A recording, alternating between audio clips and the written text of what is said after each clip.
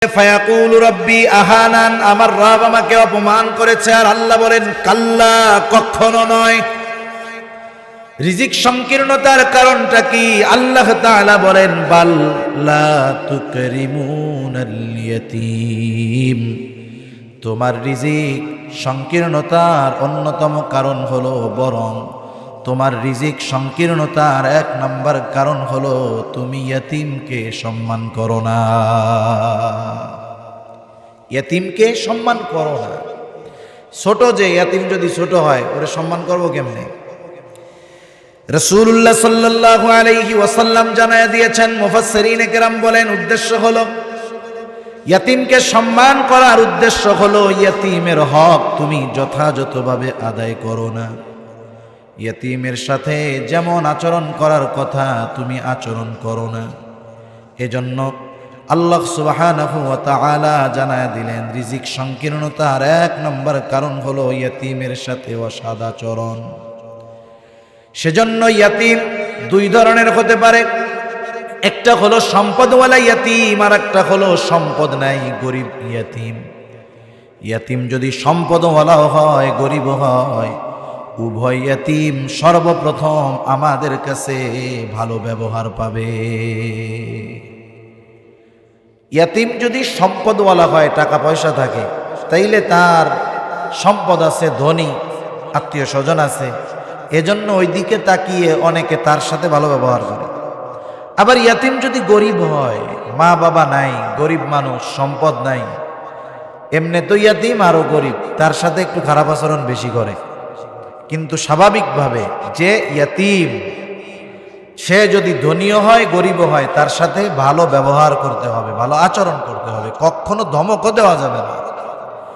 কারণ সম্পদ থাক তাতে কি, ধনী ইয়াতীমকে যদি কেউ একটা ধমক দেয়, একটু খারাপ আচরণ করে, তার হৃদয়ের মধ্যে কষ্ট লাগবে। আরে আমার বাবা থাকলে, আমার মা থাকলে আমার সাথে এমন খারাপ আচরণ কেউ করতো না, যদি কেউ করতো আমার বাপ তার প্রতিবাদ করতো, ঠিক কিনা বলেন?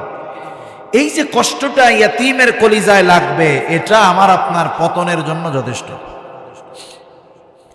এজন্য ইয়াতীম যদি ধনীও হয়, তার সাথে সদাচরণ ভালো ব্যবহার, গরিব হলেও তার সাথে সদাচরণ ভালো ব্যবহার, খবরদার কখনো ধমক দেওয়া যাবে না। আল্লাহ তাআলা কোরআনুল কারীমের সূরাতুদ দুহা, এই সূরার মধ্যে রাসূল আকরাম সাল্লাল্লাহু আলাইহি ওয়াসাল্লামকে তিনটা নেয়ামতের কথা বলেছেন। নবীজিকে প্রদত্ত তিনটা নেয়ামতের কথা উল্লেখ করবার পর আল্লাহ তাআলা নবীজিকে তিনটা বিষয়ের আদেশ করেছেন। এক নম্বর নেয়ামত, আল্লাহ রাব্বুল আলামিন বলেন আলাম ইয়াজিদকা ইয়াতীমান ফাআওয়া। আলহামদুলিল্লাহ, আলহামদুলিল্লাহিল্লাযী হাদানা লিল ইসলাম, الذي نزل القرآن هدى للناس وبينات من الهدى والفرقان، وخلق الإنسان وكرم وعلمه من البيان ما لم يعلم، فسبحان الذي لا يحصى امتنانه باللسان ولا بالقلم، ونشهد أن لا إله إلا الله وحده لا شريك له،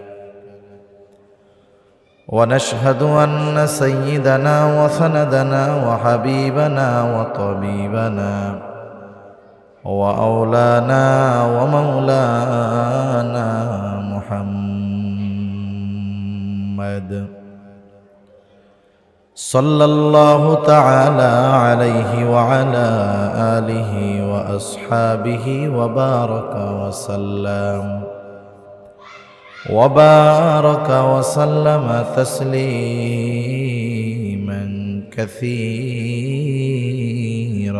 كثيرا. أما بعد فأعوذ بالله من الشيطان الرجيم بسم الله الرحمن الرحيم فأما الإنسان إذا ما ابتلاه ربه فأكرمه ونعمه فيقول ربي أكرمن وأما إذا ما ابتلاه فقدر عليه رزقه فيقول ربي أهانن كلا بل لا تكرمون اليتيم ولا تحاضون على طعام المسكين وتأكلون التراث أكلا لما وتحبون المال حبا جما صدق الله العلي العظيم আমরা মোহাব্বতের সাথে দুরূদ শরীফ পাঠ করি আল্লাহুম্মা সাল্লি আলা মুহাম্মাদিন ওয়া আলা আলি মুহাম্মাদ কামা সাল্লাইতা আলা ইব্রাহিম ওয়া আলা আলি ইব্রাহিম ইন্নাকা হামিদুম মাজিদ আল্লাহুম্মা বারিক আলা মুহাম্মাদিন ওয়া আলা আলি মুহাম্মাদ কামা বারাকতা আলা ইব্রাহিম ওয়া আলা আলি ইব্রাহিম ইন্নাকা হামিদুম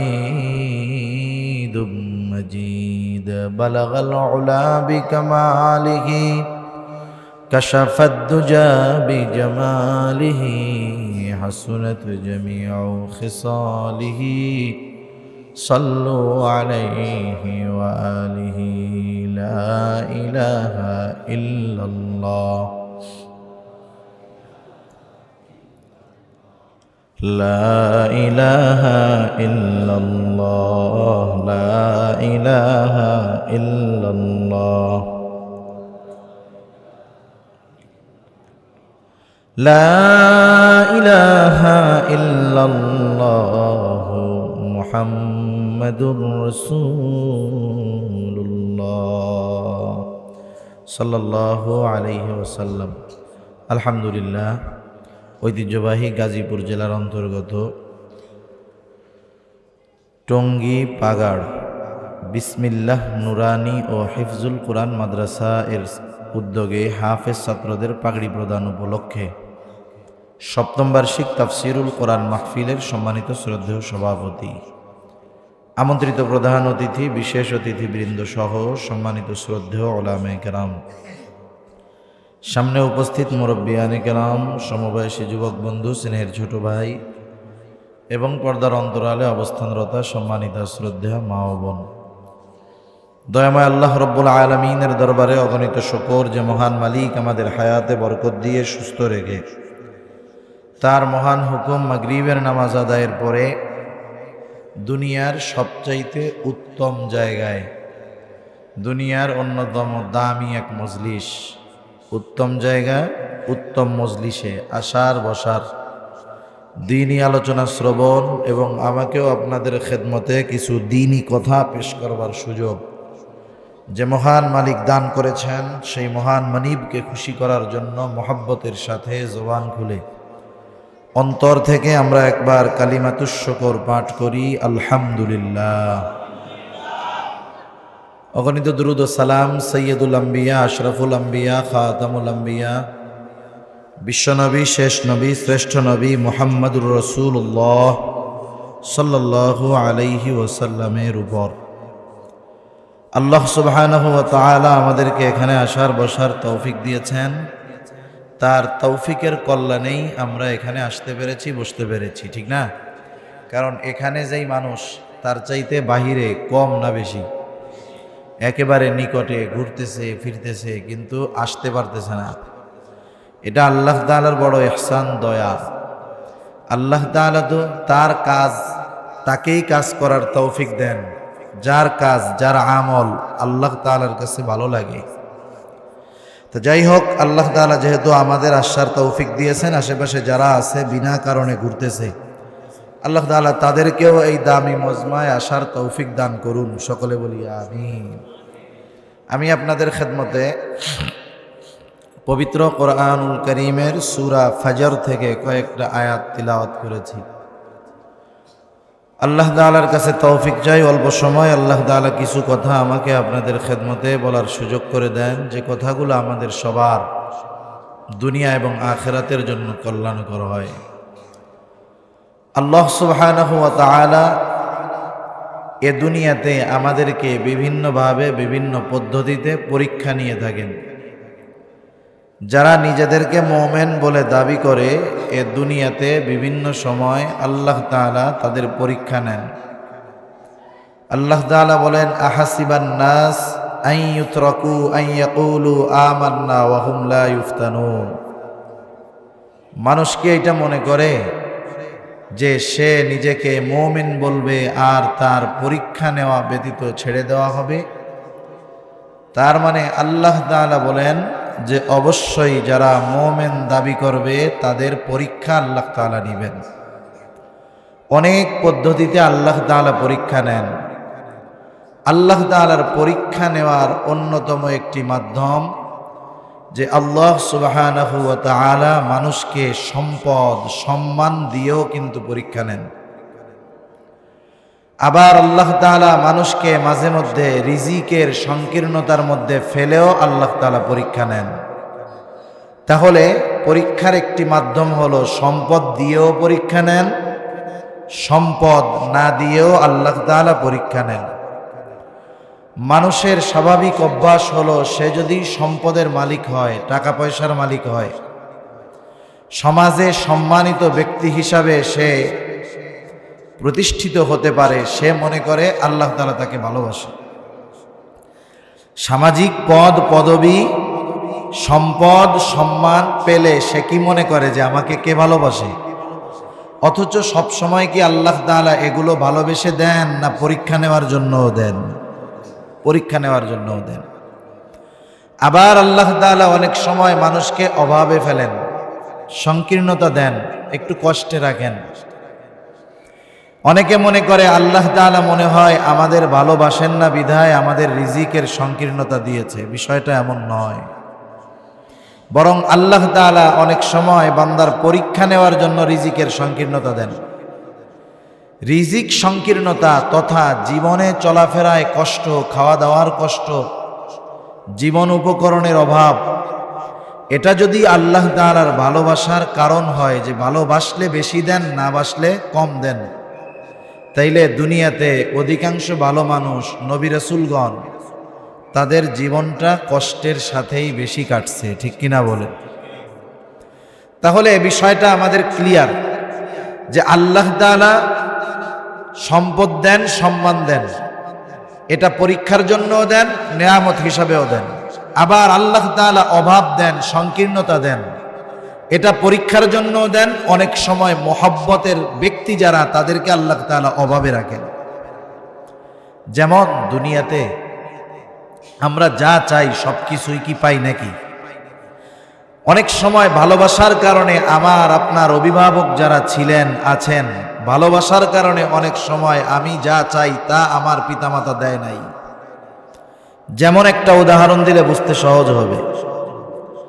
একটা ছেলে মনে করেন তার আব্বাকে বলতেছে, আব্বা আমি আপনার একমাত্র ছেলে, আপনার টাকা পয়সা ধন দৌলতের অভাব নাই, আমি তো আপনার একমাত্র ছেলে, আর কেউ নাই, আমাকে একটা মোটর সাইকেল কিনে দেন, আমার বড় শখ ইচ্ছা, বাজারের সবচাইতে দামি মোটর সাইকেল কিনে দিবেন। বাবার অ্যাবিলিটি আছে, সে চাইলে হেলিকপ্টার কিনে দিতে পারে, ছেলেটা চাইলো মোটর সাইকেল। বাপ তো বিজ্ঞ মানুষ, বাবা বুঝমান জ্ঞানী, উনি চিন্তা করতেছেন মোটর সাইকেলের আর এক নাম হলো মরণ সাইকেল। তিনি চিন্তা করলেন, আমি যদি এখন আমার ছেলেকে এই মোটর সাইকেলটা কিনে দেই, হতে পারে সে দুর্ঘটনায় পতিত হবে, আমার একটা মাত্র ছেলে দুনিয়া থেকে চলে যাবে, আমার বংশে বাতি জ্বালানোর কেউ থাকবে না। এই চিন্তা কইরা বাবা, ছেলে চাইছে খুব আশা নিয়ে, কিন্তু চিন্তা করে দেখলেন বিষয়টা খারাপ। এক ধমক দিয়ে বলতেছে, যা এখান থেকে, আর জীবনে এই জিনিস আমার কাছে চাইবি না। ছেলে তো রাগ হয়ে কষ্ট পেয়ে চলে গেছে। বন্ধুরা বলতেছে, তোমার বাপ এত বড় লোক, একটা জিনিস চাইলা তোমারে দেয় নাই, তোমার বাপ ভালোবাসে না। ও মনে করতেছে আমারে মনে হয় ভালোবাসে না, এই জন্য যা চাইছি তা দেয় নাই। আপনাদের কি মনে হয়, বাপ কি ভালোবাসে না এই জন্য দেয় নাই, না বেশি ভালোবাসার কারণে দেয় নাই? আমরা আল্লাহ তাআলার কাছে অনেক কিছু চাই, সব সময় কি আল্লাহ চাইলেই দেয় নাকি? দেয় না। কারণ ওই বাবার চাইতে আল্লাহ তাআলা অনেক বেশি ভালোবাসেন। এজন্য আল্লাহ তাআলা অনেক সময় বান্দার কল্যাণের জন্য বান্দা যা চায় আল্লাহ তাআলা দেয় না, ভালোবাসার কারণে। আমরা আল্লাহ তাআলার কাছে যেই জিনিসগুলো চাই, দোয়া, আমাদের প্রত্যেকটা দোয়ার তিনটা অবস্থা হয়। কয়টা অবস্থা একটু বলেন তো? তিন অবস্থা। ভাই প্রথমে যেমন ছিল ওরকমই দেন, অসুবিধা নেই। প্রথমে যেমন ছিল ওরকম দেন। আমাদের প্রত্যেক দোয়ার অবস্থা হয় কয়টা? তিনটা। এক নাম্বার অবস্থা, দোয়া করার সাথে সাথে আল্লাহ তাআলা ওই দোয়াটা কবুল করে। এই অবস্থা আমার আপনার জীবনে অনেকবার হয়েছে। মনে করেন রাস্তা দিয়ে যাইতেছে একজন, এক দোকানদার তার কাছে টাকা পায়, ও দোকানদারের সাথে দেখাও করে না পাওনা টাকা দেওয়ার ভয়ে। এবার একই রাস্তায় আসতেছে, ডানে বামে কোনো গলিটলি নাই, আসতেছে দুইজন মুখোমুখি। দূর থেকেই যেই দেখছে যে দোকানদার আসতেছে, কি অবস্থা? মনে মনে কয় আল্লাহ যেন ধরা না পড়ি, এই দোয়া করতেছে আল্লাহর কাছে। দোকানদার কোন কারণে জানি ঘুরে আর একদিকে চলে গেল, সে কয় আল্লাহ বাইসা গেছে। এটা একটা কথার কথা বললাম আর কি। এই লোকটার দোয়াও কিন্তু ওই সময় কবুল হয়েছে, আল্লাহর ইজ্জতটা বাঁচায় দিছে। এইরকম বিভিন্ন সময় বিভিন্ন ক্ষেত্রে দোয়া কবুল হয়। আপনার বিশেষ প্রয়োজনে এক জায়গায় যাওয়ার দরকার, গভীর রাত, সন্তান অসুস্থ, স্ত্রী অসুস্থ, গভীর রাত, গাড়ি গুড়ি পাওয়ার কথা না, কিন্তু আপনি রাস্তায় আইসা আল্লাহর কাছে আসতেছেন আর বলতেছেন আল্লাহ গাড়ি তো পাওয়ার কথা না, আপনি চাইলে সম্ভব। আইসা দেখেন একটা সিএনজি আপনার জন্যই কেমন যেন অপেক্ষা করতেছে। এইরকম অনেক দোয়া জীবনে চলতে ফিরতে অনেক দোয়া সাথে সাথে কবুল হয় আমার আপনার, খেয়াল করলে বোঝা যাবে। দ্বিতীয় অবস্থা হলো আল্লাহ তাআলার কাছে চাওয়ার সাথে সাথে দেয় না, দুনিয়াতে দেয় তবে বিলম্বে দেয়। এক লোক 2010 সাল থেকে আল্লাহর কাছে দোয়া করে, আল্লাহ আমার একটা সন্তান দেন, সন্তান দেন, সন্তান দেন। দেখা গেল 2020 সালে আইসা আল্লাহ তাআলা তারে সন্তান দিছে। তাহলে দোয়া কবুল হয়েছে ঠিক, কিন্তু যেটা চাইছে দিছে বিলম্বে। তৃতীয় অবস্থা হলো দোয়া কবুল করে আল্লাহ তাআলা, কিন্তু যা চায় তা আল্লাহ দুনিয়াতে দেয় না, আখিরাতে আল্লাহ তাআলা জমা করে রাখে। যখন ওই বান্দা কিয়ামতের দিন দেখবে দুনিয়ার অনেক দোয়ার প্রতিদান আল্লাহ তাআলা তাকে আখিরাতে দিচ্ছে, তখন ওই বান্দা বলবে আল্লাহ এই যে দোয়ার প্রতিদান দুনিয়াতে যেগুলো দিয়েছিলেন, এগুলো দুনিয়াতে না দিয়ে যদি সব পরকালে দিতেন তাইলেই না আরো বেশি ভালো হইত। তাহলে এখন থেকে আমরা আমাদের অন্তরকে এই বিষয়ে জানার পরে সান্ত্বনা দিতে পারবো যে আমার দোয়া কবুলের শর্তগুলো যদি ঠিক থাকে, আমার খাবার যদি হালাল হয়, আমি অন্য কারো হক যদি নষ্ট না করি, দোয়া কবুলের জন্য যদি তাড়াহুড়ো না করি, আদব ঠিক রেখে দোয়া করলে ওই দোয়া আল্লাহ কবুল করেন, কিন্তু প্রতিদান হয় নগদে, নয় বিলম্বে, নয় পরকালে আল্লাহ তাআলা দেন। এজন্য আমরা কেউ অভাব হোক এটা কামনা করি না, দোয়া করি আল্লাহ আমাদেরকে অভাব দিয়েন না। এরপরেও অভাব আসে কি আসে না? আল্লাহ তাআলা বুঝতে হবে এখন যেহেতু অভাব দূর করতেছেন না, নিশ্চয়ই আল্লাহ তাআলা হয়তো এর চাইতে ভালো কিছু আমাকে দিবে। তাহলে কি হবে? আমি আপনি বুঝতে পারবো যে আল্লাহ তাআলা আসলে না দিলেও বান্দাকে ভালোবাসে। কারুনের নাম শুনছেন না? কারুন নাম শুনছেন? কারুনের কারুন যখন সম্পদের মালিক হইতেছে, অনেক টাকা পয়সার মালিক, কারুন কত বড় ধনী, তার গোডাউনের সম্পদের গোডাউনের চাবি বহন করার জন্য একদল সুঠামদেহী যুবক, শক্তিশালী যুবক ছিল। আর তার গোডাউনের চাবি কিন্তু লোহার ছিল না, লোহারটা তো ওজন, ওইগুলা ছিল চামড়ার চাবি। কারুনের বন্ধুরা যখন দেখতো যে কারুন দিন যায় এত সম্পদের মালিক হয়ে যায়, তারা আল্লাহ তাআলার কাছে আফসোসের সাথে বলতো, আল্লাহ আপনি মনে হয় কারুনকে শুধু ভালোবাসেন, সব সম্পদ তারে দিচ্ছেন, আমাদের কিছু দেন না। আফসোস করে, বন্ধু টাকাওয়ালা হইতেছে ওভাবে কি যে আল্লাহ কারুনকে ভালোবাসতেছে বিদায় দিছে। কারুন যখন সম্পদের মালিক, মূসা আলাইহিস সালাম কারুনকে বলল, কারুন যাকাত দাও, কারুন যাকাত দাও। কারুন তো যাকাত দিলই না, বরং মূসা আলাইহিস সালামকে জেনার অপবাদ দেওয়ার জন্য একজন দুশ্চরিত্রা মহিলাকে সে ভাড়া করল। নবীকে জেনার অপবাদ দিবে আল্লাহ তাআলা বরদাস্ত করলেন না, কারুনের উপরে আল্লাহর গজব পতিত হলো। এইবার সম্পদ সহ কারুন জমিনের নিচে ডাবতে থাকলো। তাফসীরের মধ্যে আসছে এখনো কারুন সম্পদ সহ ডাবতেছে, কিয়ামত পর্যন্ত ডাবতে থাকবে। এই অবস্থা যখন কারুনের বন্ধুরা দেখছে, যারা আগে আফসোস করতো, হায়রে আল্লাহ এত ভালো আপনি কারুনকে বাসেন, সব সম্পদ ওরে দিলেন, আমাদের কিছু দেন না। এইবার ওই বন্ধুরা বলতেছে, আল্লাহ আমরা বুঝতে পারি নাই, আপনি কারুনকে সম্পদ দিয়েছেন ঠিক, আপনি তাকে ভালোবাসেন না। আমাদের সম্পদ দেন নাই ঠিক, আমাদের আপনি ভালোবাসেন। কারণ আপনি যদি কারুনের মতো সম্পদ আমাদেরকেও দিতেন, আমরাও হয়তো কারুনের মতো অবাধ্য হতাম, আমাদেরও চূড়ান্ত পরিণতি হয়তো এটাই হতো। এজন্য আল্লাহ তাআলা বলেন, অনেক কিছু আছে তোমরা যেটাকে মহব্বত করো, ভালোবাসো, মনে করো এটা আমাদের জন্য কল্যাণ, অথচ ওর মধ্যে তোমাদের জন্য অকল্যাণ আছে। আল্লাহ তাআলা বলেন, আসা আন তাকরাহু শাইআ ওয়া হুয়া খায়রুল লাকুম। কিছু বিষয় আছে যেগুলাকে তোমরা অপছন্দ করো, অথচ ওয়া হুয়া খায়রুল লাকুম, ওইটা তোমাদের জন্য কল্যাণকর। সেজন্য যারা কষ্টে আছে, হতে পারে এই কষ্টের মধ্যে আল্লাহ তাআলা কল্যাণ রাখছেন। এরপরে আল্লাহ তাআলা বলেন, ওয়া আসা আন তুহিব্বু শাইআ ওয়া হুয়া শাররুল লাকুম। আবার কিছু বিষয় আছে যেগুলাকে তোমরা মহব্বত করো, ভালোবাসো, নিজেদের জন্য কল্যাণকর মনে করো, আল্লাহ তাআলা বলেন ওয়া হুয়া কুরহুল লাকুম, ওইটা তোমাদের জন্য ক্ষতিকর।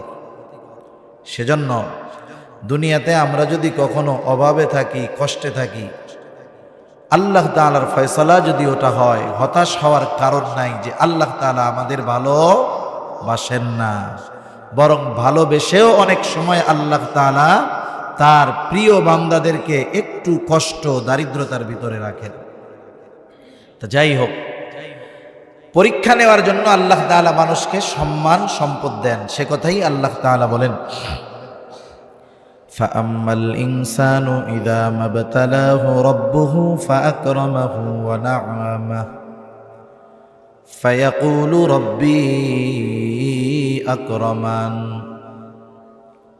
আল্লাহ রাব্বুল আলামিন বলেন, ফাআম্মাল ইনসানু ইযা মাবতালাহু রাব্বুহু, যখন মানুষকে পরীক্ষা নেওয়ার জন্য তার রব ফাআকরামাহু ওয়া না'আমাহু, তাকে সম্মানিত করেন, সম্মান দেন, সম্পদ দেন, নিয়ামত দেন, সম্পদ দেন, সম্মান দেন পরীক্ষা করার জন্য, ওই লোকটা মনে করে আল্লাহ তাআলা তাকে ভালোবেসেই এগুলো দিয়েছেন। এই জন্য সে মানুষের কাছে বলে বেড়ায় ফায়াকুলু রব্বি আকরামান, আমার রব আমাকে সম্মানিত করেছে। তাহলে কিছু মানুষ মনে করে সম্মান সম্পদ এটা আল্লাহ তাআলা সম্মানিত করার জন্য দেন, ভালোবাসা দেন। কিছু মানুষ এটা মনে করে।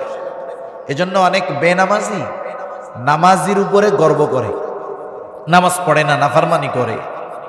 নামাজি তার প্রতিবেশী নামাজ পড়ে, আল্লাহর হুকুম মানে, কিন্তু অভাব দারিদ্রতার ভিতরে আছে। বেনামাজি আল্লাহর নাফরমানি করে, আবার কি বলে জানেন? দেখ, তুই নামাজ কালাম পড়স আর আমি নামাজ কালাম ঠিকমতো পড়িও না, আল্লাহ তাআলা তাই আমারে ভালোবাসা কত কিছু দিছে। তুই নামাজ কালাম পড়ে কিছু পাস না, তোর কষ্টে দিন যায়। তাইলে আমি যদি ঠিকমতো নামাজ কালাম পড়তাম, তোরা তো না খেয়ে মরতি। কারণ ও মনে করে আল্লাহর ভালোবাসার মাপকাঠি হলো সম্মান আর সম্পদ। অথচ আল্লাহ কি বলেন? যে এটা আমি দিয়েছি মানুষকে পরীক্ষা করার জন্য। সেজন্য এই ধরনের মানুষগুলা সম্মান আর সম্পদের মালিক হলে বলে ফায়াকুলু রব্বি আকরামান, আমার রব আমাকে সম্মানিত করেছে। আল্লাহ তাআলা এরপরে বলেন, যখন আল্লাহ তাআলা তার পরীক্ষা নেওয়ার জন্য তার রিজিকের মধ্যে সংকীর্ণতা দেন, সম্মান কেড়ে নেন, সম্পদটাও নিয়ে নেন, তখন সে বলে, আল্লাহ তাআলা বলেন, ওয়া আম্মা ইযা মাবতালাহু ফাকাদারা আলাইহি রিজকাহ ফায়াকুলু রব্বি আহানান। আল্লাহ তাআলা যখন পরীক্ষা করার জন্য তার রিজিকের মধ্যে সংকীর্ণতা দেন, ফাকাদারা আলাইহি রিজকাহ, তার রিজিকের মধ্যে সংকীর্ণতা দেন, তার সম্পদ সম্মান আল্লাহ তাআলা নিয়ে নেন। এই লোকটা তখন ভাবে, তখন সে বলতে থাকে, আমার রব আমাকে অপমানিত করেছে। মুফাসসিরিনে কেরাম বলেন, তার বলার ধরনটা হলো এইরকম যে আমি সম্পদের উপযুক্ত ছিলাম, কিন্তু আমার রব আমাকে সম্পদ দেয় নাই। আমি সম্মানের উপযুক্ত ছিলাম, আমাকে সম্মান দেয় নাই, বরং আমার রব আমাকে অপমানিত করেছে। তাহলে সে তার রিজিক সংকীর্ণতার কারণ হিসাবে আল্লাহ তাআলাকে দোষারোপ করে। কাকে দোষারোপ করে? এখন কেউ যদি কাউকে দোষ দেয় আর সে যদি দোষী না হয়, যে দোষ দিল তার কথার জবাব দেয় না, যে তুমি যে আমারে দোষ দিলা, তোমার এই পরিণতি কি আমার কারণে হয়েছে না কোন কারণে হয়েছে এটা শুনো। সে যখন বলে ফায়াকুলু রব্বি আহানান, আমার রব আমাকে অপমানিত করেছে, আহকামুল হাকিমিন আল্লাহ রাব্বুল আলামিন তার এই কথার জবাব দিয়ে বলেন, কাল্লা, কখনো নয়, আমি তোমাকে অপমানিত করি নাই। তাহলে তোমার রিজিক সংকীর্ণতা কেন আসলো? তোমার এই পরিণতি কেন হলো? এই সূরার আলোকে আল্লাহ রাব্বুল আলামিন মানুষের রিজিক সংকীর্ণতার 4টি কারণের কথা আল্লাহ বলেছে। কয়টি কারণ? 4টি কারণ। এগুলা যদি আমাদের মধ্যে থাকে, আমরা একবারে ফরম্যাট দিয়ে দেব, দুইয়া মুইসা সব খালাস করে ফেলতে হবে, নাইলে রিজিক সংকীর্ণতা এ দুনিয়াতে দেখা দিবে। তারা বলে ফায়াকুলু রব্বি আহানান, আমার রব আমাকে অপমান করেছে। আর আল্লাহ বলেন, কাল্লা, কখনো নয়। রিজিক সংকীর্ণতার কারণটা কি? আল্লাহ তাআলা বলেন, বাল লা তুকরিমুনাল ইয়াতীম, তোমার রিজিক সংকীর্ণতার অন্যতম কারণ হলো, বরং তোমার রিজিক সংকীর্ণতার 1 নম্বর কারণ হলো তুমি ইয়াতীমকে সম্মান করো না। ইয়াতীমকে সম্মান করো না। ছোট যে ইয়াতীম যদি ছোট হয়, ওরে সম্মান করবো কেমনে? রাসূলুল্লাহ সাল্লাল্লাহু আলাইহি ওয়াসাল্লাম জানায়া দিয়েছেন, মুফাসসিরিনে কেরাম বলেন, উদ্দেশ্য হলো ইয়াতীমকে সম্মান করার উদ্দেশ্য হলো ইয়াতীমের হক তুমি যথাযথভাবে আদায় করো না। ইয়াতীমের সাথে যেমন আচরণ করার কথা তুমি আচরণ করো না। এজন্য আল্লাহ সুবহানাহু ওয়া তাআলা জানায়া দিলেন, রিজিক সংকীর্ণতার 1 নম্বর কারণ হলো ইয়াতীমের সাথে অসদাচরণ। সেজন্য ইয়াতীম 2 ধরনের হতে পারে। একটা হলো সম্পদওয়ালা ইয়াতীম, আর একটা হলো সম্পদ নাই গরিব ইয়াতীম। ইয়াতীম যদি সম্পদওয়ালাও হয়, গরিব হয়, উভয় ইয়াতীম সর্বপ্রথম আমাদের কাছে ভালো ব্যবহার পাবে। ইয়াতীম যদি সম্পদওয়ালা হয়, টাকা পয়সা থাকে, তাইলে তার সম্পদ আছে, ধনী আত্মীয় স্বজন আছে, এজন্য ওই দিকে তাকিয়ে অনেকে তার সাথে ভালো ব্যবহার করে। আবার ইয়াতীম যদি গরিব হয়, মা বাবা নাই, গরিব মানুষ, সম্পদ নাই, এমনি তো ইয়াতীম আরো গরিব, তার সাথে একটু খারাপ আচরণ বেশি করে। কিন্তু স্বাভাবিকভাবে যে ইয়াতীম সে যদি ধনীও হয় গরিবও হয়, তার সাথে ভালো ব্যবহার করতে হবে, ভালো আচরণ করতে হবে, কখনো ধমকও দেওয়া যাবে না। কারণ সম্পদ থাক তাতে কি, ধনী ইয়াতীমকে যদি কেউ একটা ধমক দেয়, একটু খারাপ আচরণ করে, তার হৃদয়ের মধ্যে কষ্ট লাগবে। আরে আমার বাবা থাকলে, আমার মা থাকলে আমার সাথে এমন খারাপ আচরণ কেউ করতো না, যদি কেউ করতো আমার বাপ তার প্রতিবাদ করতো, ঠিক কিনা বলেন? এই যে কষ্টটা ইয়াতীমের কলিজায় লাগবে, এটা আমার আপনার পতনের জন্য যথেষ্ট। এজন্য ইয়াতীম যদি ধনীও হয় তার সাথে সদাচরণ, ভালো ব্যবহার, গরিব হলেও তার সাথে সদাচরণ, ভালো ব্যবহার, খবরদার কখনো ধমক দেওয়া যাবে না। আল্লাহ তাআলা কোরআনুল কারীমের সূরাতুদ দুহা, এই সূরার মধ্যে রাসূল আকরাম সাল্লাল্লাহু আলাইহি ওয়াসাল্লামকে তিনটা নেয়ামতের কথা বলেছেন। নবীজিকে প্রদত্ত তিনটা নেয়ামতের কথা উল্লেখ করবার পর আল্লাহ তাআলা নবীজিকে তিনটা বিষয়ের আদেশ করেছেন। এক নম্বর নেয়ামত, আল্লাহ রাব্বুল আলামিন বলেন, আলাম ইয়াজিদকা ইয়াতীমান ফাআওয়া, আমি কি আপনাকে ইয়াতীম অবস্থায় পাই নাই? ইয়াতীম অবস্থায় পাওয়ার পর আপনার জন্য উত্তম লালন পালনের ব্যবস্থা করি নাই? তার মানে আল্লাহ তাআলা নবীজি ইয়াতীম হওয়ার পরেও ওই সন্তান দুনিয়ায় আসার 6 মাস আগে ওই লোকের ছেলেটা মারা গেল, মানে স্বামী মারা গেল, এই মহিলা এখন গর্ভবতী, সন্তান দুনিয়ায় আসে নাই। আমাদের দেশে অধিকাংশ শ্বশুর শাশুড়ি এখন ওই ছেলের বউ যে মারা গেছে, তার স্ত্রী, তার সন্তান আছে পেটে, এদেরকে মাথার বোঝা মনে করে। অনেকে তো দোষ দিয়াই বসে, তুইও অপয়া, তোর পেটের মধ্যে যেটা আছে এইটাও অপয়া, আমার ছেলেটা শেষ, এখন যা তুই তোর বাপের বাড়ি যা, তুই আর তোর লালন পালনের ব্যবস্থা করিস, আমাকে ওইদিকে আসবি না। এরকম বলার লোক সমাজে কম না, অনেক আছে। অথচ রাসূল আকরাম সাল্লাল্লাহু আলাইহি ওয়াসাল্লাম দুনিয়ায় আসার আগে ওনার বাবা মারা গেছে। আব্দুল মুত্তালিবের 10টা সন্তান ছিল। কখনো আব্দুল মুত্তালিবের অন্তরে এমন ধারণা আসে নাই যে আমার ছেলে আব্দুল্লাহ তো মারা গেল, তাইলে আমিনারে তার বাবার বাড়ি পাঠায়া দেই।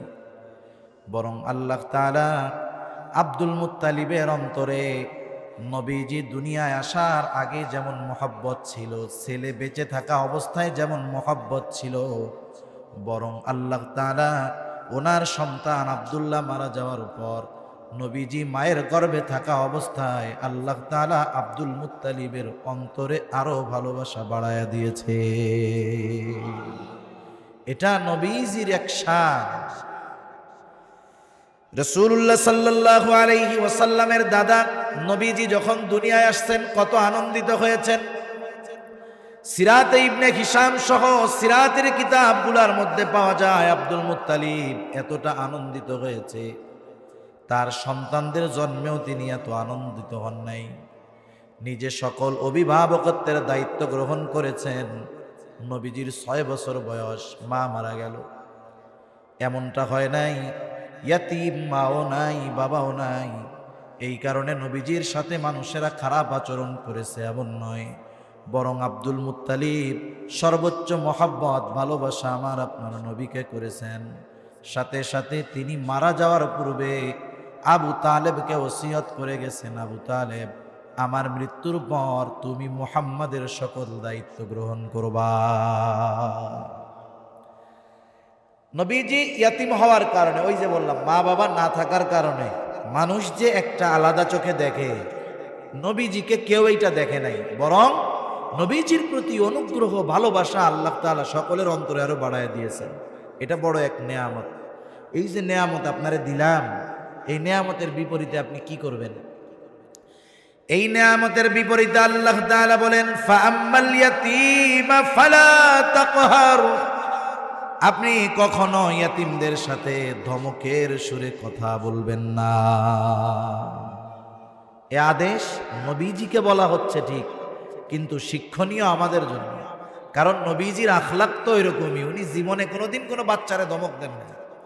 হযরত আনাস রাদিয়াল্লাহু তাআলা আনহু 10 বছর নবীজির খাদেম ছিলেন, নবীজির খাদেম ছিলেন 10 বছর। তিনি বলেন কোনোদিন নবীজি এমন কথা বলেন নাই, আনাস এটা কেন করছো আর এটা কেন করো না, এরকম একটা কথা নবীজি কোনোদিন বলেন নাই। তাহলে ইয়াতিমদের সাথে ধমকের সুরে কথা বলো না, এটা মূলত শিক্ষণীয় আমাদের জন্য, এ আদেশ আমাদের উপর। সেজন্য 1 নাম্বার, ইয়াতিম ধনী হোক আর গরিব হোক, আমরা কখনো ইয়াতিমের সাথে খারাপ আচরণ করব না। এবার যদি ইয়াতিম গরিব হয় তাহলে তার প্রতি আর একটু দায়িত্বশীল হব। সাধারণত আমাদের দেশে অধিকাংশ দ্বীনি প্রতিষ্ঠানগুলোর মধ্যে ইয়াতিমদের অভাব নাই। অবাক হয়ে যাবেন, বাস্তবতা এটা। আমাদের দেশে এনজিওদের আগমনের যেই কারণগুলো ছিল, এর মধ্যে তারা বলতো আমরা দারিদ্র বিমোচনের জন্য, অসহায় ইয়াতিমদেরকে সহযোগিতার জন্য এই বাংলাদেশে ঢুকলাম। কিন্তু বাস্তবতা এইটা, বাংলাদেশের মধ্যে সবচাইতে বেশি ইয়াতিমদের লালন পালন ব্যয়ভার বহন করা হয় যেই প্রতিষ্ঠানগুলো হয়, সেগুলোই হলো মাদ্রাসা। মাদ্রাসা সবচাইতে ইয়াতিমদের রক্ষণাবেক্ষণের ব্যবস্থা করে। কিছু আল্লাহর বান্দা আছে, সম্পদ দিছে, দিনদার মানুষ, তারাই দ্বীনি প্রতিষ্ঠানগুলোয় সহযোগিতা করেন, আর প্রতিষ্ঠানগুলো তাদের তত্ত্বাবধানে ইয়াতিমদের লালন পালন করে। আল্লাহ তাআলা এই প্রতিষ্ঠান আর যারা সহযোগিতা করে, আল্লাহ সবাইরে কবুল করুক। ইয়াতিম যদি গরিব হয় তাহলে একটু বেশি দায়িত্ব নেওয়ার চেষ্টা করব। কি করব? ভালো আচরণ তো সাথে সাথে করব। ভালো আচরণের আর একটা ফজিলতের কথা বইলা নেই। রাসূল আকরাম সাল্লাল্লাহু আলাইহি ওয়াসাল্লামের কাছে একজন লোক আসছে। আসার পরে বলতেছে, ইয়া রাসূলুল্লাহ, আমার হৃদয়টা কঠোর হয়ে গেছে, আমার হৃদয়টা কঠোর হয়ে গেছে, আমাকে একটু কিছু বইলা দেন যাতে করে আমার কঠোর হৃদয়টা কোমল হয়ে যাবে। কারণ কঠোর হৃদয়ের মানুষ যে, তার আচরণ স্বভাব থাকে কঠোর, তাকে মানুষ ভালোবাসে না, পছন্দ করে না। কিন্তু কোমল হৃদয়ের মানুষ, তার আচরণ কোমল, তাকে মানুষ ভালোবাসে, মহব্বত করে। নবীজি এইবার ওই লোকটাকে বললেন, শোনো, আমসিহ রাসাল ইয়াতীম ওয়া আতঈমিল মিসকিন, তুমি এতিমের মাথায় বেশি বেশি হাত বুলায় দাও আর মিসকিনদেরকে খানা খাওয়াও, তাহলে আল্লাহ তাআলা তোমার কঠোর হৃদয়টাকে কোমল বানায়া দিবে। সেজন্য ইয়াতিম পাইলে আদর করব, মাথায় হাত বুলায় দিব, ভালো আচরণ করব, আদর করব, এতে ও অনেক খুশি হবে। ইয়াতিম যদি গরিব হয়, যদি আমার অ্যাবিলিটি থাকে, অভিভাবকত্বের দায়িত্ব গ্রহণ করব। আত্মীয় স্বজন কেউ নাই, জামা কাপড় বানায় দিব, মাদ্রাসায় 1000 টাকা 2000 টাকা খানার খরচ, যদি অ্যাবিলিটি থাকে দিব। 1 মাস পারি, প্রতি মাসে মাসে পারি না, 2 মাস পরে দিব। বাসা কাছে, মাদ্রাসায় ইয়াতিম আছে, আমার পরিবারে 6-7 জন লোক খায়, আমিও তাকে সাথে নিয়ে বসায় খাওয়াবো, আমার পরিবারের একজন সদস্য বানায় ফেলবো। আমি যদি তার অভিভাবকত্বের দায়িত্ব গ্রহণ করি, লাভটা কি? রাসূল আকরাম সাল্লাল্লাহু আলাইহি ওয়াসাল্লাম বলেন, আনা ওয়া কাফিলুল ইয়াতীম কাহাতাইনি ফিল জান্নাহ। নবীজি বলেন, আমি আর ইয়াতীমের অভিভাবক জান্নাতের মধ্যে পাশাপাশি অবস্থান করব। এ কথা বলার পর নবীজি এই 2টা আঙ্গুল দেখাইলেন। এই 2টা আঙ্গুল যেমন ভাবে পাশাপাশি অবস্থান করে, আমি আর ইয়াতীমের অভিভাবক ওই রকম জান্নাতের মধ্যে পাশাপাশি থাকব। একটু চিন্তা করেন, দুনিয়ায় মানুষ মানুষের কাছে যাওয়ার জন্য, পাশে যাওয়ার জন্য কত কিছু করে, কত সম্পদ ব্যয় করে, চায় তার কাছে একটু বসতে, একটু পাশে চাইতে। আমরা যদি নবীজির পাশে অবস্থান করতে চাই, আমরা আমাদের সামর্থ্য অনুযায়ী ইয়াতীমের অভিভাবকত্বের দায়িত্ব গ্রহণ করব, তাহলে নবীজির পাশে থাকা যাবে। শুধু তাই না, আমার ঘরে যদি একজন ইয়াতীম আসে, খায়, তার সাথে যদি আমি ভালো আচরণ করি, যাই খাওয়াই যদি আচরণ ভালো হয়, খাবার যত নরমাল হোক সে কষ্ট পাবে না। খাবার যত ভালো খাওয়াই, যদি তারে খোসা মারি একটু উল্টাপাল্টা কথা বলি, তার হৃদয়ে কষ্ট লাগবে, ঠিক না? রাসূল আকরাম সাল্লাল্লাহু আলাইহি ওয়াসাল্লাম বলেন, ওই ঘর কতই না উত্তম ঘর, যেই ঘরে একজন ইয়তীম আছে আর তার সাথে উত্তম ব্যবহার করা হয়, ওই ঘর কতই না উত্তম ঘর। আবার নবীজি বলেন, ওই ঘর কতই না নিকৃষ্ট ঘর, যেই ঘরের মধ্যে একজন ইয়তীম আছে আর তার সাথে খারাপ আচরণ করা হয়।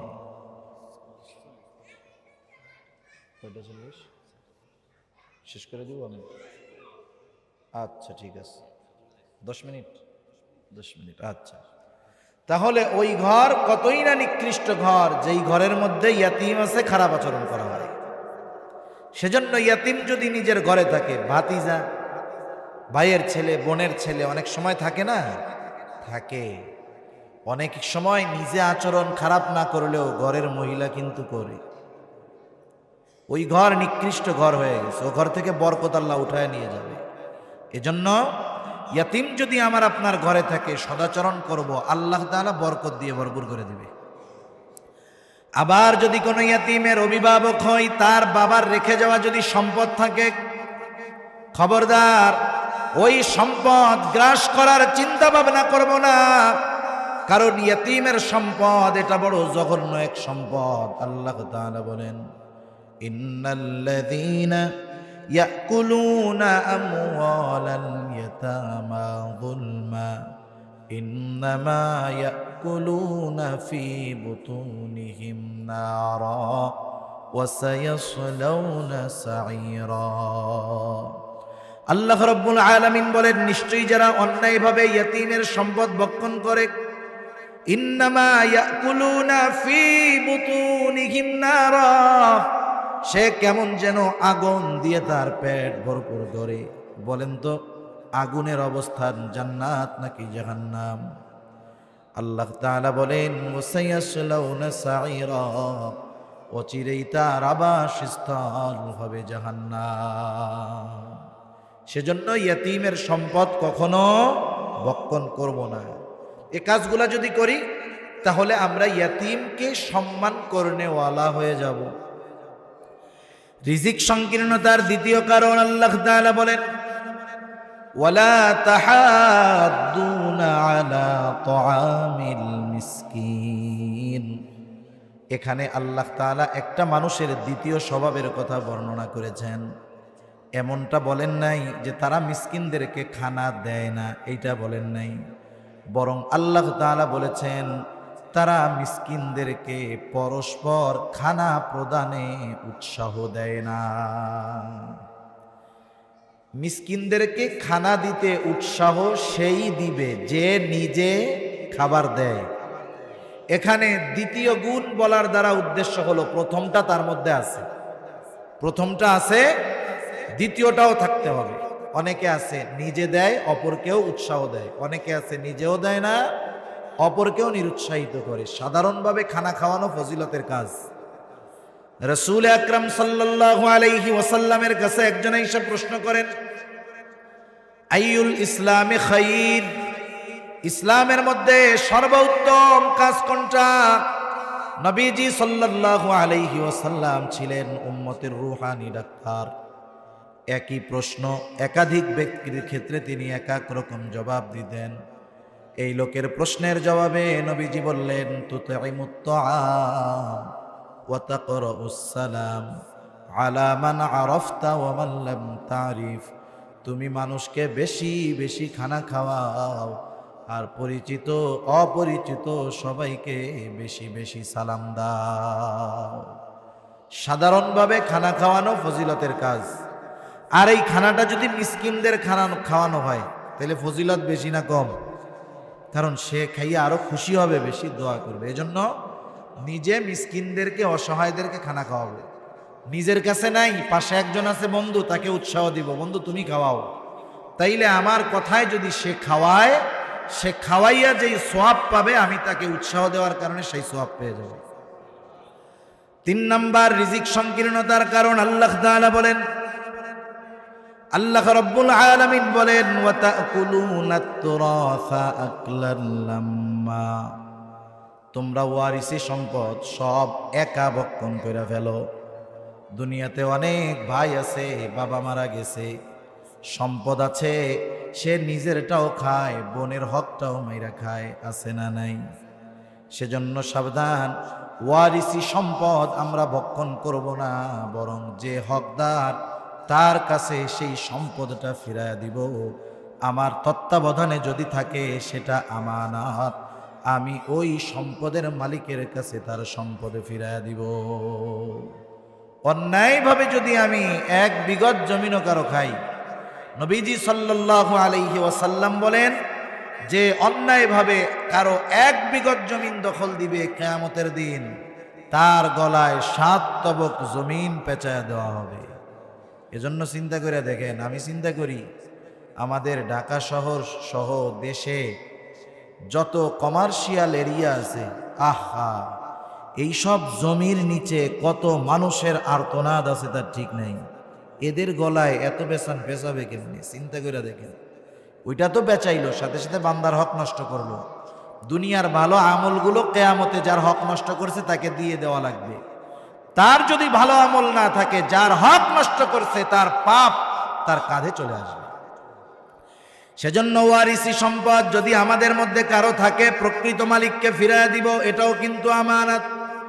এজন্য আল্লাহ তাআলা কোরআনুল কারীমের মধ্যে বলেন, ইন্নাল্লাহা ইয়া'মুরুকুম আন তুআদ্দুল আমানাতি ইলা আহলিহা, নিশ্চয়ই আল্লাহ তাআলা তোমাদেরকে আদেশ করতেছেন যে তোমরা প্রকৃত সম্পদ তার প্রকৃত হকদারের কাছে ফিরাইয়া দাও।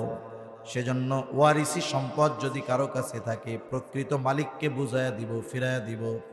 4 নম্বর, আল্লাহ তাআলা বলেন ওয়া তাকুলুনাত তুরাসা আকলান লাম্মা ওয়া তুহিব্বুনাল মালা হুব্বান জাম্মা। আল্লাহ তাআলা বলেন অতিরিক্ত মালের মহব্বত এটা রিজিক সংকীর্ণতার কারণ।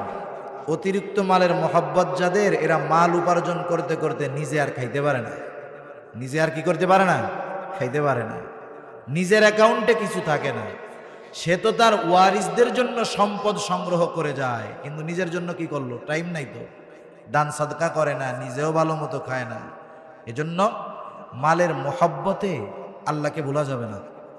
আমরা দুনিয়ায় ধনদার মালদার হওয়া এটা খারাপ কোনো কিছু না, তবে মালদার হতে হবে দিনদার মালদার। দিনকে ঠিক রেখে সম্পদের মালিক হন, এটা তো আরো নেয়ামত। কিন্তু সম্পদের মালিক দিন ঠিক নাই, নামাজ কালাম ঠিক নাই, হারাম হালাল যাচাই বাছাই নাই, দান সাদকা নাই, যাকাত নাই, এই মালের মহব্বত তাকে একটা সময় জাহান্নাম পর্যন্ত নিয়ে যাবে, দুনিয়ায় রিজিকের সংকীর্ণতা দেখা দিবে। এজন্য আল্লাহ তাআলা জানিয়ে দিলেন যে রিজিক সংকীর্ণতার কারণ কয়টা? 4টা। 1 নম্বর, ইয়াতিমদের সাথে খারাপ আচরণ করা, মিসকিনদেরকে খানা না দেওয়া। 3 নম্বর, ওয়ারিসি সম্পদ ভক্ষণ করা, একবারে সব নিজে। 4 নম্বর, অতিরিক্ত মালের মহব্বত। আল্লাহ সুবহানাহু ওয়া তাআলা আমাদেরকে এই কথাগুলা বুঝবার, আমল করবার তৌফিক দান করুন। সকলে বলি আমিন।